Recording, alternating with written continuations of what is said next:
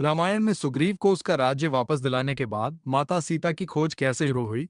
बाली के निधन के बाद सुग्रीव को किष्किंधा का राजा बना दिया गया। अंगद को युवराज घोषित किया गया। पूरे राज्य में उत्सव मनाया गया। लेकिन उसी समय वर्षा ऋतु शुरू हो गई थी। घने बादल, तेज बारिश और नदियों के उफान के कारण जंगलों में यात्रा करना कठिन था। इसलिए श्री राम ने कुछ समय तक प्रतीक्षा करने का निर्णय लिया। सुग्रीव राजा बनने के बाद कुछ समय तक अपने राज्य के सुखों में व्यस्त हो गया। ये देखकर लक्ष्मण को क्रोध आया, क्योंकि माता सीता अभी भी रावण की कैद में थी। तब श्री राम ने लक्ष्मण को किष्किंधा भेजा ताकि वे सुग्रीव को उसके वचन की याद दिला सके। लक्ष्मण के क्रोध को देखकर सुग्रीव घबरा गया और तुरंत अपनी गलती समझ गया। उसने श्री राम से क्षमा मांगी और तुरंत वानर सेना को इकट्ठा करने का आदेश दिया। सुग्रीव ने अपने दूतों को चारों दिशाओं में भेजा और हजारों वानरों को बुलाया। कुछ ही दिनों में विशाल वानर सेना किष्किंधा में एकत्र हो गई। इसके बाद सुग्रीव ने सेना को 4 दल में बांट दिया और हर दल को अलग अलग दिशा में माता सीता की खोज करने का आदेश दिया। पूर्व दिशा में एक दल भेजा गया, पश्चिम दिशा में दूसरा, उत्तर दिशा में तीसरा और दक्षिण दिशा में चौथा दल। दक्षिण दिशा का दल सबसे महत्वपूर्ण था, क्योंकि सुग्रीव को शक था कि रावण माता सीता को दक्षिण दिशा में कहीं ले गया है। इस दल का नेतृत्व हनुमान, अंगद और जामवंत कर रहे थे। जब यह दल रवाना होने लगा, तब श्री राम ने हनुमान जी को अपनी अंगूठी दी। उन्होंने कहा कि जब तुम माता सीता को खोज लो तो यह अंगूठी उन्हें दिखाना, ताकि उन्हें विश्वास हो जाए कि तुम मेरे ही दूत हो। हनुमान जी ने प्रभु श्री राम के चरणों में प्रणाम किया और माता सीता को खोजने का संकल्प लिया। इसके बाद वानर सेना चारों दिशाओं में निकल पड़ी।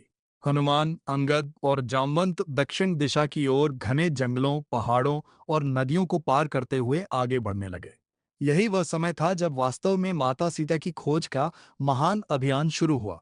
एक दिन वे सब समुद्र के किनारे पहुंचे। सामने विशाल समुद्र फैला हुआ था और उसके पार दूर कहीं लंका का द्वीप था, जहां रावण का राज्य था।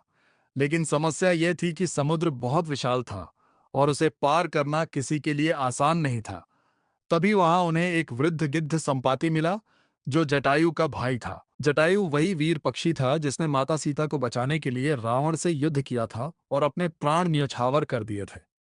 संपाति ने जब जटायु की मृत्यु की कहानी सुनी तो उसे बहुत दुख हुआ। संपाति ने अपनी दिव्य दृष्टि से दूर तक देखा और बताया कि माता सीता को रावण लंका ले गया है और वे वहां अशोक वाटिका में कैद हैं। यह सुनकर वानर सेना को बहुत आशा मिली। अब उन्हें पता चल गया था कि माता सीता कहाँ है। लेकिन फिर भी समस्या थी कि समुद्र को पार कौन करेगा। सभी वानर अपनी अपनी शक्ति के अनुसार दूरी बताने लगे। कोई कहता कि वह 10 योजन तक कूद सकता है, कोई 20 योजन तक। अंगद ने कहा कि वह समुद्र पार तो कर सकता है, लेकिन वापस आने में कठिनाई होगी। तब जामवंत जी ने हनुमान जी को उनकी शक्ति का स्मरण कराया। उन्होंने कहा कि हनुमान बचपन से ही बहुत शक्तिशाली हैं, लेकिन एक श्राप के कारण वे अपनी शक्ति को भूल गए थे। जामवंत की बात सुनकर हनुमान जी को अपनी असली शक्ति याद आ गई। हनुमान जी का शरीर पर्वत के समान विशाल हो गया। उन्होंने सबको प्रणाम किया और भगवान श्री राम का नाम लेकर समुद्र पार करने के लिए तैयार हो गए। फिर एक ही छलांग में हनुमान जी आकाश में उड़ गए। रास्ते में उन्हें कई बाधाएं भी मिली, लेकिन उन्होंने अपनी बुद्धि और शक्ति से सबको पार कर लिया। आखिरकार हनुमान जी लंका पहुंच गए। वहां उन्होंने रात के समय छोटे रूप में पूरे नगर को देखा और अंत में अशोक वाटिका में माता सीता को खोज लिया। माता सीता एक वृक्ष के नीचे बैठी थी और श्री राम को याद करके दुखी हो रही थी। हनुमान जी ने उन्हें श्री राम की अंगूठी देकर यह विश्वास दिलाया कि वे सच